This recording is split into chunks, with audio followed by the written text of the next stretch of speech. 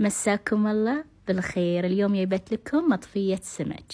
تبلنا السمك ببزار البحريني العادي، قليناه قلية عدلة، تالي شلناه ورفعناه وحنخليه شوية زيت من قلب السمك. حطينا البصل والثوم والكرفسة والفلفل والطماط، تبلته بملح وفلفل أسود وبهارات عثمانية. نزلت تقريبا فنيال من صوص الصبار الهندي وقفشتين من صلصة الطماط ونص كوب ماء، وخليناه يمرق على راحتك. وشلون صارت لين ثقلت عندي وتمخمخت وطلعت الريحة الحلوة اللي أنا أبيها.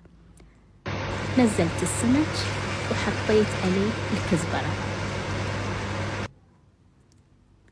وقدمته مع العيش. لازم شيلاني لين، ما يصير يعني سمك وعيش نثري، لازم شيلاني لين مع هالمطفية هالزينة. شوفوا شلون ما شاء الله كانت مطفية خاثرة خنينة ما شاء الله ولذيذة. علينا وعلينا